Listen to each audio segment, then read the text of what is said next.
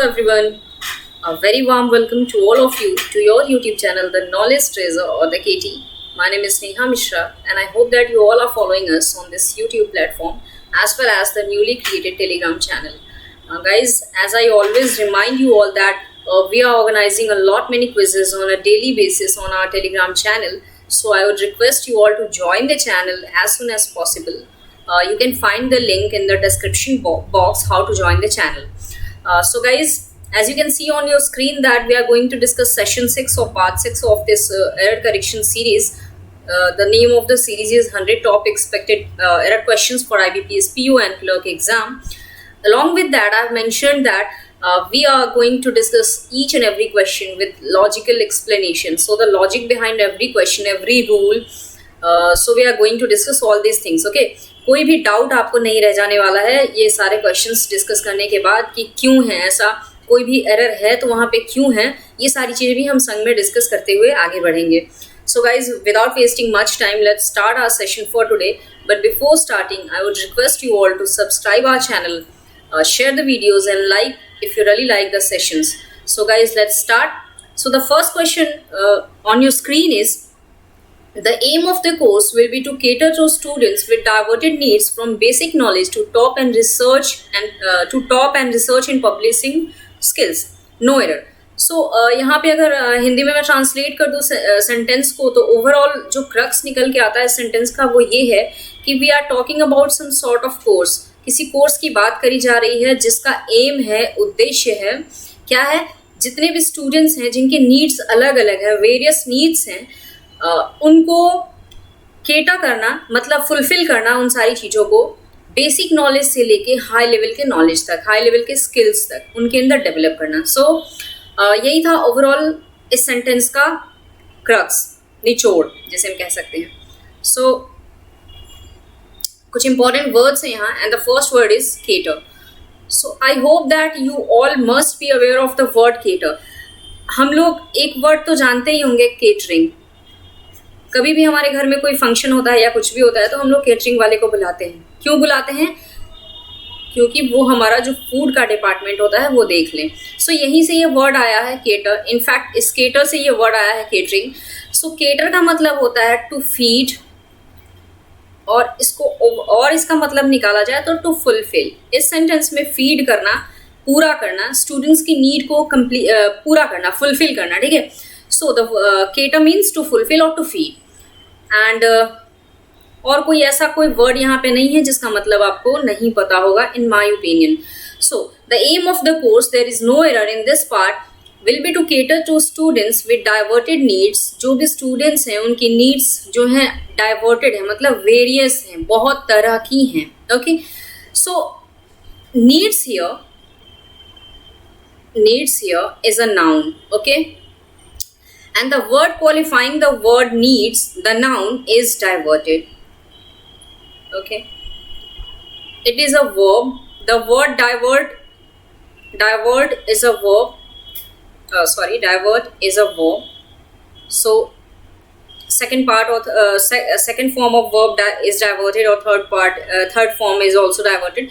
So, आपको पता है कि ग्रामर हम जो पार्ट्स ऑफ स्पीच पढ़ते हैं, noun, pronoun, verb, adverb, adjective and all etcetera, किसी भी नाउन या प्रोनाउन को जो वर्ड क्वालिफाई करता है that should always be an adjective.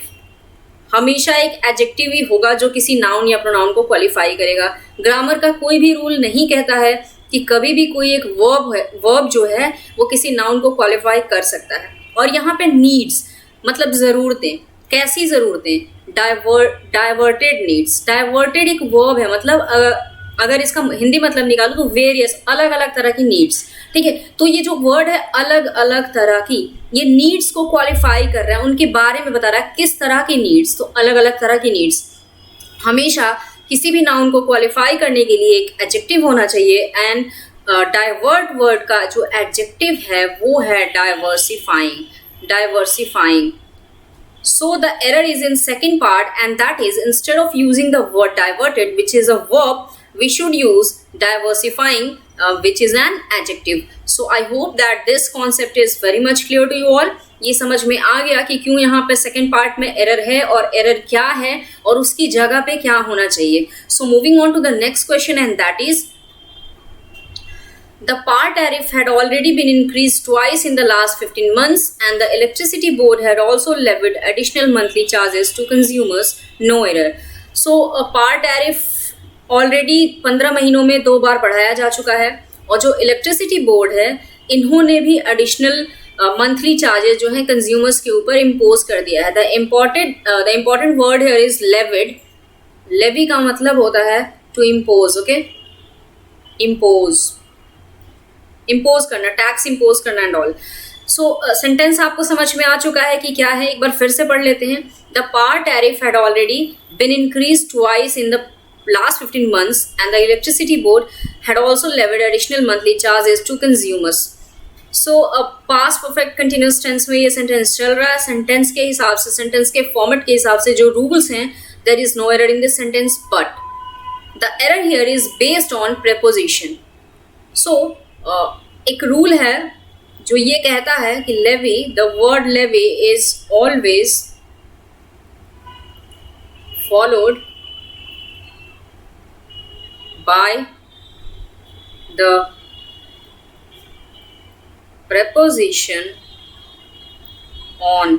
ठीक है, ये रूल है. इसमें आंख मूंद के कभी भी जब किसी सेंटेंस में एक वर्ड आए लेवी, तो we have to always look for कि प्रेपोजिशन वहां पे ऑन दिया है कि नहीं दिया है. ओके, अगर प्रेपोजिशन ऑन मिल गया तो फिर हमें अलग जो भी रूल्स हैं या जो भी फॉर्मेट है उसके मतलब उस सेंटेंस में आगे मूव ऑन करना है. सो लेवी देखते ही हमें सबसे पहले ढूंढना है कि प्रेपोजिशन उसके संग जो हमेशा आता है ऑन वो है कि नहीं है. So the error here is levied additional monthly charges to levied.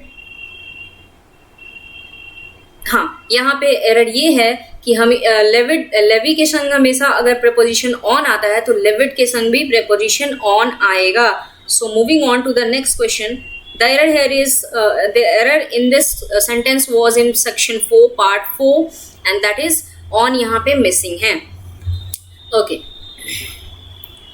और यहाँ पे to consumers ना होके on consumers होगा. Okay, moving on to the next question and that is despite of the curfew in some areas, minor communal incidents were reported from different areas of the walled city.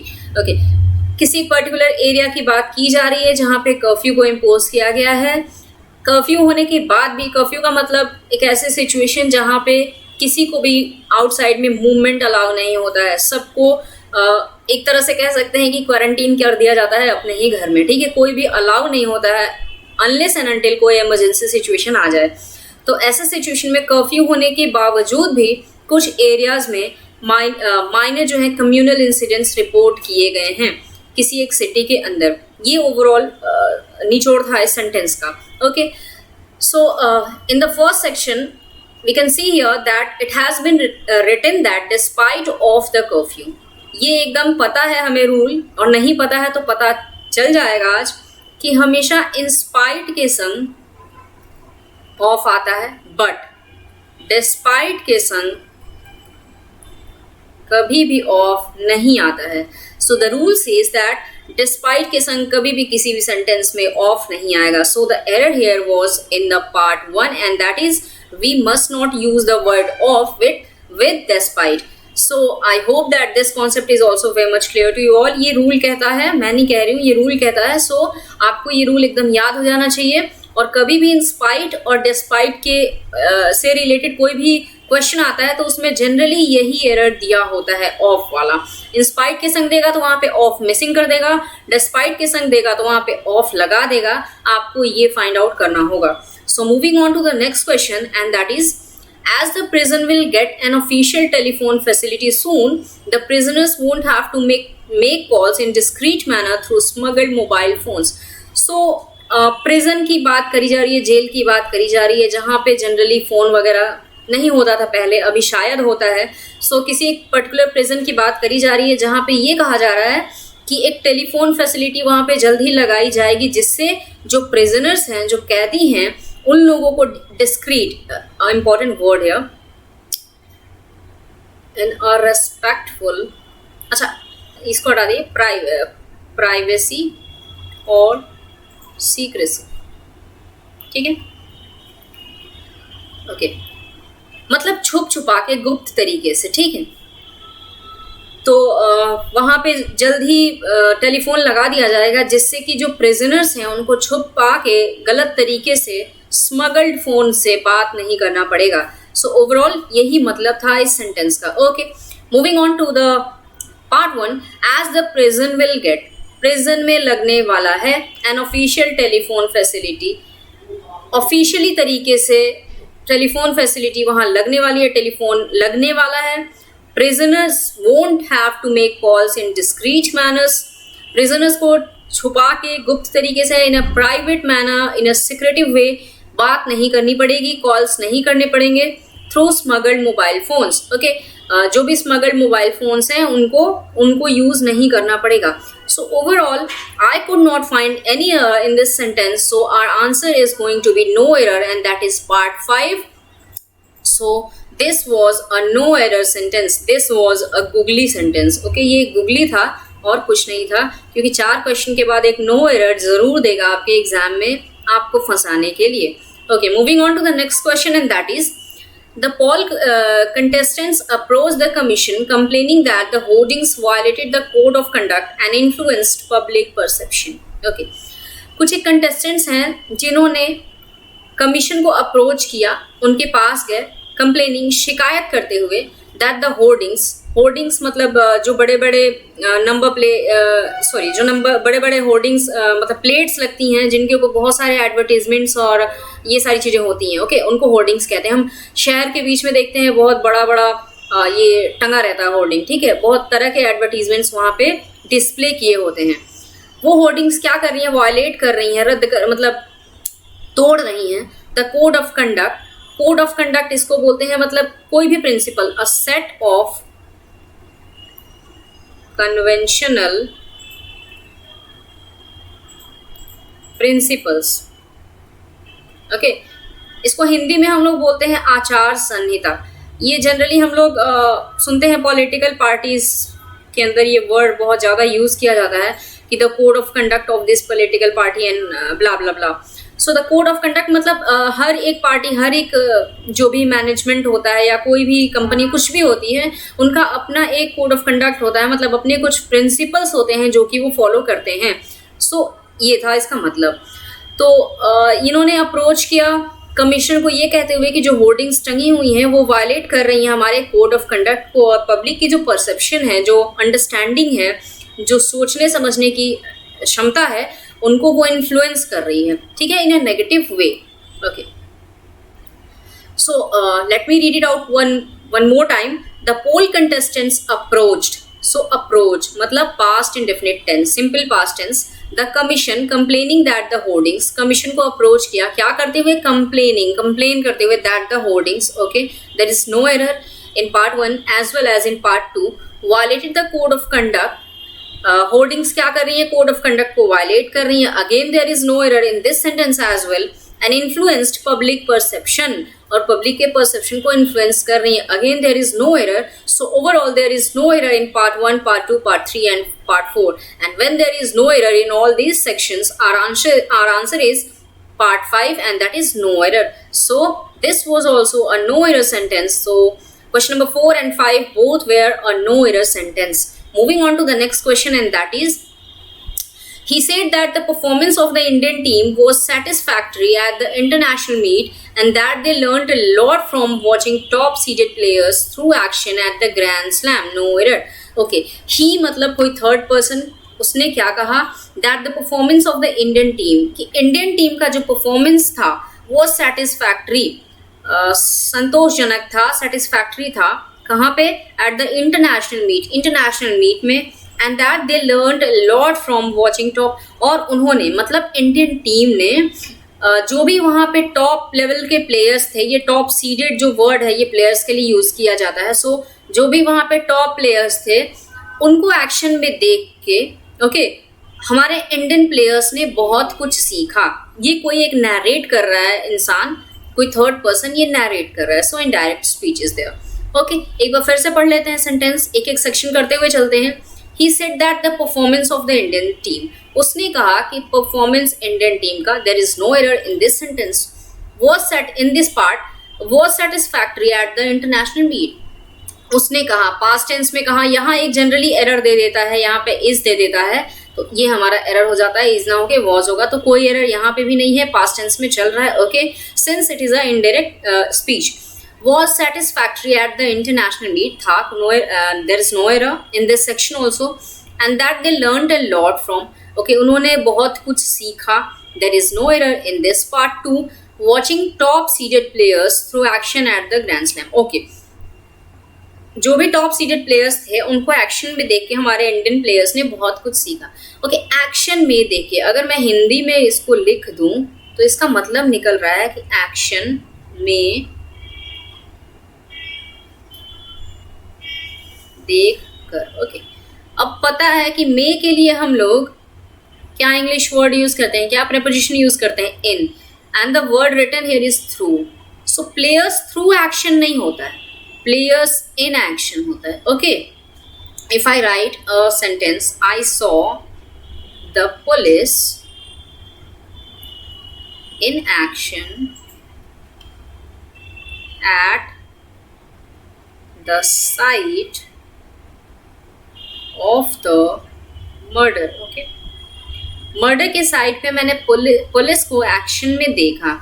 सो यहाँ पे जो preposition है that is in and not through. Okay, in action होता है, through action नहीं होता है इस सेंटेंस के हिसाब से. ओके, सो प्लेयर्स एक्शन में थे, एक्शन से नहीं थे. थ्रू का मतलब से. Okay, a medium is there. So the error is in part 4 section 4, and that is instead of using through we have to use the preposition in. Okay, moving on to the next question. I hope that this question is also very much clear to you all. Moving on to the next question, and that is question number 7. The meeting took place a day after the agency held a meeting with project contractors to evaluate steps that being taken to ensure the buildings were not affected. No error. Okay, meeting की बात हो रही है. Agency ने किसी जो भी project के कॉन्ट्रैक्टर्स थे उनके संग बैठ के मीटिंग किया और उसमें ये कहा कि जो भी टू इवेल्युएट स्टेप, जो भी स्टेप्स लिए जा रहे हैं वो ये इंश्योर करने के लिए कि बिल्डिंग्स अफेक्टेड नहीं होंगी इन सारी चीज़ों से. Okay, so in part 1 the meeting took place a day after. Okay, took place, took मतलब सिंपल पास्ट टेंस. ओके, इसको ध्यान में रख के हमें आगे बढ़ना है. एक दिन बाद ही हुआ. The agency held a meeting. Again यहाँ पे हेल्ड है, सेकंड V2 है, so simple past tense is there. अगर यहाँ पे होल्ड हो जाता तो एरर हमारा मिल जाता यहीं पे. A meeting with project contractors के संग मीटिंग रखी, no problem. To evaluate steps that being taken to. Okay, जो स्टेप्स लिए गए उनको उनका मूल्यांकन करने के लिए. ओके, सो यहाँ तक एक सेंटेंस था हमारा, उसके बाद बीच में आया एक connector and that is that. फिर ये जो सेकंड सेंटेंस हमारा स्टार्ट हो रहा है इससे ये कनेक्ट कर रहा है, the connector that is that. Okay, जो पहला सेंटेंस हमारा जहाँ पे कंप्लीट हो रहा है इस दैट के पहले, उसके लिए हमारा एक हेल्पिंग वर्ब जो है यहाँ पे मिसिंग है. स्टेप्स जो यहाँ पे खत्म हुआ इसके लिए एक हेल्पिंग वर्ब हमारा मिसिंग है. सो यहाँ पे आप फिर से एक बार अगर मैं पढ़ूं तो आप देखिए, the meeting took place a day after the agency held a meeting with project contractors to evaluate steps that are being taken. Okay, steps के लिए यहाँ एक हेल्पिंग वर्ब चाहिए एंड दैट इज आर. अब यहाँ पे इज क्यों नहीं होगा? इज इसलिए नहीं होगा कि ये स्टेप्स लिखा गया है. Okay, this is plural. So plural अगर ये वर्ड होगा तो इसके लिए जो हेल्पिंग वर्ब होगा वो भी प्लूरल होना चाहिए. So the error was in part 3 or the error is in part 3, and that is R is missing, a helping verb is missing. So after that we have to use the helping verb R. So I hope that this question is also very much clear to you all. Moving on to the next question, and that is, while these schools have a strong traditional hold, the reason for forming a consortium in India is to encourage cultural diversity for their institutes. Okay, an important word is there, consortium. So consortium का मतलब होता है संघ. Okay, association. Okay, So the meaning of the word consortium is association. In Hindi we call it Sangh. Okay, while these schools have, we are talking about some schools. In schools का बहुत ही ज़्यादा traditional hold है, बहुत ही strong traditional hold है, मतलब अपने traditions में ये बिलीव करते हैं. The reason for forming a consortium, ये एक एसोसिएशन फॉर्म करना चाहते हैं और जिसके पीछे इनका रीज़न क्या है, इन इंडिया मतलब इंडिया में एक संघ एसोसिएशन बनाना चाहते हैं जिसका रीज़न है एनकरेज करना. क्या एनकरेज करना? The cultural diversity for their institutes, cultural diversity अपने इंस्टीट्यूट्स के लिए. ओके, फिर से एक बार देख लेते हैं. while these schools have, there is no error in this part. while these schools have, there is no error. a strong traditional hold, the reason for, again there is no error. कुछ भी ऐसा नहीं है जिससे error दिखे हमें यहाँ पे. forming a consortium in India is to encourage. okay, यहाँ पे भी in third section also, in third part also, there is no error. cultural diversity for their institute. okay, for their institute. आपको पता है कि they, the word they is a pronoun, right, and the possessive case of this word they, of this pronoun, so possessive case is their. इस word possession, their क्या है? Position दिखाता है, और इस किस प्रोनाउन का? दे का. ओके, जब देयर पॉजेसिव केस यहाँ पे है तो इसका जो प्रोनाउन है दे, वो इस सेंटेंस में हमें कहीं नहीं दिखाई दे रहा है. So without this pronoun they, the possessive case has been used here, so this is our error. ये यहाँ पे ऐसा नहीं हो सकता है कि बिना इस pronoun के इसका possessive case आ जाए. okay, so the error in this part, instead of using the possessive case of the pronoun they, we should use these for these institutes, क्योंकि schools की बात की गई है. ठीक है, तो इन्हें अपने इंस्टीट्यूट्स, अपने स्कूल्स के लिए एक कंसोर्टियम, एक संघ बनाना, एक एसोसिएशन बनाना है. So instead of using the word there, we should use these. So the error is in part 4 and that is instead of using there we should use these. So moving on to the next question and that is farmers who grow the crop are the worst hit as the investment they make on a crop is huge as compared to the profit. Okay, इस sentence को कराने से पहले मैं आपको थोड़ा सा एक रूल बता देती हूँ.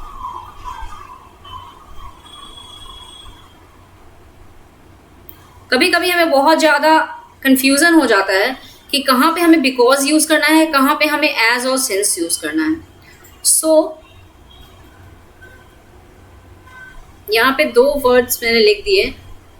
बिकॉज जहाँ पे हम यूज़ करते हैं वहाँ पे हमारा रीज़न होता है. रीज़न कभी भी इंडिकेट करना हो तो हम लोग बिकॉज यूज़ करते हैं, और रिजल्ट कभी भी हमें इंडिकेट करना हो तो हम लोग एज और सिंस यूज़ करते हैं. Okay, for example if I right I am telling you this concept because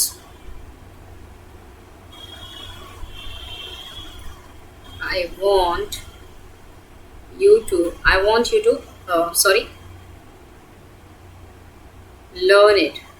learn them. oh this है ना, हाँ, learn it. okay, I'm telling you this concept because I want you to learn it. मैं आप लोगों को ये concept इसलिए बता रही हूँ क्योंकि मैं चाहती हूँ कि आप इसको याद कर लें, आप इसको जानें. सो यहाँ पे रीज़न दिखा रही हूँ. क्या रीज़न है कि मैं चाहती हूँ कि आप लोग इसको लर्न कर लें, इसलिए मैं आपको ये कॉन्सेप्ट बता रही हूँ. तो बिकॉज जहाँ पे भी यूज़ हो एक सेंटेंस के अंदर, वो जनरली एंड मोस्टली रीज़न को इंडिकेट करता है. और दूसरी तरफ जहाँ पे भी हम लोग एज और सिंस यूज़ करते हैं, I want to stop now as I have to go out. Okay. Now this is the result. मुझे अब रुकना है, क्योंकि मतलब अगर मैं पढ़ा रही हूँ या मैं कुछ भी काम कर रही हूँ तो मुझे अब रुकना होगा क्योंकि मुझे अब बाहर जाना है. ओके, सो एक चीज़ अगर मैं करूँगी तो उसका रिजल्ट उसका दूसरा पार्ट होगा. अगर मैं रुक जाऊँगी तो मैं बाहर जा सकती हूँ. So in this sentence we are talking about the result. So mainly generally because कभी भी रीज़न को इंडिकेट करता है, और एज और सिंस हमेशा हमेशा नॉट ऑलवेज रीज़न रिजल्ट को इंडिकेट करता है. ओके, अब आते हैं हम अपने सेंटेंस पे. Farmers who grow the crop, वो किसान जो कि क्रॉप उगाते हैं, there is no error in this part, are the worst hit, उनको बहुत ही ज़्यादा नुकसान होता है एज द इन्वेस्टमेंट, क्योंकि जो इन्वेस्टमेंट होता है they make on a crop, वो क्रॉप के ऊपर जो भी इन्वेस्टमेंट लगाते हैं, खर्च लगाते हैं, इज यूज बहुत ज़्यादा है as compare to the profit. So profit से ज़्यादा उनका इन्वेस्टमेंट हो जाता है, जिससे कि क्या होता है, दे सफ़र अ ह्यूज लॉस। सो मैंने पहले ही आपको इंडिकेशन दे दिया था रिजल्ट, जब आपको रूल समझाया था कि बिकॉज या एज या सिंस हम कब यूज़ करते हैं, तो आपको ये समझ में अभी तक आ चुका होगा कि एरर हमारा कहाँ पे है। एरर हमारा ये है कि instead of using as we have to use because. अब बिकॉज क्यों यूज़ करना है, बिकॉज यहाँ पे रीज़न दिखाया गया है। क्या रीज़न दिखाया गया है कि जो फार्मर्स हैं उनका इन्वेस्टमेंट हमेशा ज़्यादा हो जाता है प्रॉफिट से, सो बहुत ज़्यादा ह्यूज लॉस को सफ़र करते हैं, दे सफ़र ह्यूज लॉस, इसलिए उनको बहुत ज़्यादा वर्स्ट सिचुएशन उनकी हो जाती है, बहुत नुकसान होता है इस वजह से। So I hope that this concept is also very much clear to you all. Moving on to the next question and the last question, and that is with sale of branded or premium petrol becoming almost nil due to high duties, a government appointed panel has recommended slashing excise duty to make them at par with regular fuel. No error. Okay, some important words here are slashing, at par. Okay, slashing का मतलब होता है to shorten, okay, कम करना, या to make little, घटा देना, okay, excise duty को कम किया। एट पार का मतलब होता है इक्वल, ओके, एट पार का मतलब होता है equal, okay. With sale of branded और premium petrol becoming almost nil, जो भी प्रीमियम या ब्रांडेड पेट्रोल है, इनका जो सेल है, इनकी जो बिक्री है, वो ऑलमोस्ट निल हो चुकी है, खत्म होती जा रही है। क्यों? इस पार्ट में कोई एरर नहीं है। ड्यू टू हाई ड्यूटीज, क्योंकि इनके ऊपर बहुत ज़्यादा ड्यूटी लगा दिया जा रहा है, टैक्स लगा दिया जा रहा है। A government appointed panel, government के द्वारा अपॉइंट किया हुआ एक पैनल जो है, panel means team, has recommended, इन्होंने रिकमेंड किया है, slashing excise duty to make them at par with regular fuel. इन्होंने ये रिकमेंड किया है कि जो एक्साइज ड्यूटी है इसको कम कर दिया जाए, शॉर्ट कर दिया जाए, लिटिल कर दिया, कहने का मतलब कम कर दिया जाए, घटा दिया जाए एक्साइज ड्यूटी को, जिससे कि जो फ्यूल का जो कंजम्पशन है, जो रेट है, उससे वो मैच कर सके, जो कंज्यूमर्स हैं उनको प्रॉब्लम ना हो। So the error in this sentence is, it has been written that government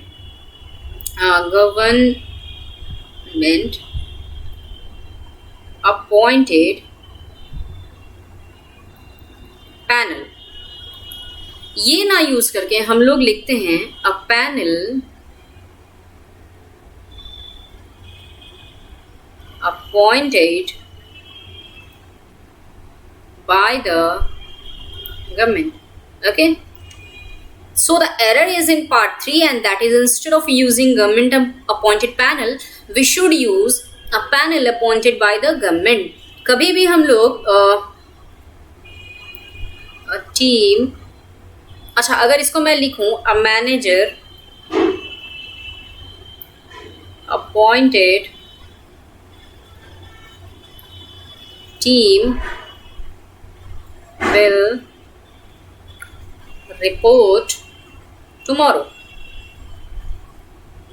So if I write the sentence, a manager appointed team will report tomorrow, क्या ये सेंटेंस सही है? नहीं है। A manager appointed team नहीं होता है, a team appointed by the manager होता है। So the error is in part 3, and that is instead of using the government appointed panel, we should use the panel appointed by the government. So I think, I hope, and I wish that I have clarified myself very well. I've made you understand. So सारे concepts अभी तक clear कर चुकी हूँ इन questions से related. I think कि आपको समझ में आ चुका होगा, नहीं आया होगा तो as I always say, kindly feel free to comment in the comment section. जो भी आपके doubts हैं आप पूछ सकते हो, नहीं तो आप टेलीग्राम चैनल को ज्वाइन करके आप वहाँ पे आपके जितने भी डाउट्स हैं, या नॉट ओनली ये क्वेश्चंस, और भी जो क्वेश्चंस हैं एरर करेक्शन के या कुछ भी डबल फिलर्स जो भी हैं, आप हमारे टेलीग्राम चैनल पे जुड़ें और वहाँ से कोई भी एरर, किसी भी तरह का क्वेश्चन, कोई भी डाउट आप पूछ सकते हैं। We are always available, not only in English, बहुत सारे हैं जो भी हमारी क्लासेस चल रही हैं, मेनली आरआरबी एनटीपीसी को फोकस करके, सीएचएसएल को फोकस करके, या बैंक आईबीपीएस जो भी है, जो भी एग्जाम्स हैं, मैथ्स, रीजनिंग, किसी भी तरह का क्वेश्चन आपके दिमाग में आए, कोई भी डाउट हो तो आप काइंडली टेलीग्राम चैनल से जुड़े, वहाँ पे क्वेश्चंस पूछें। We are always there for you guys. So this is the end of the session, guys. We'll meet very soon in the next session with a different topic. So guys, till then, take care, stay safe and stay at home. Bye bye. Thank you.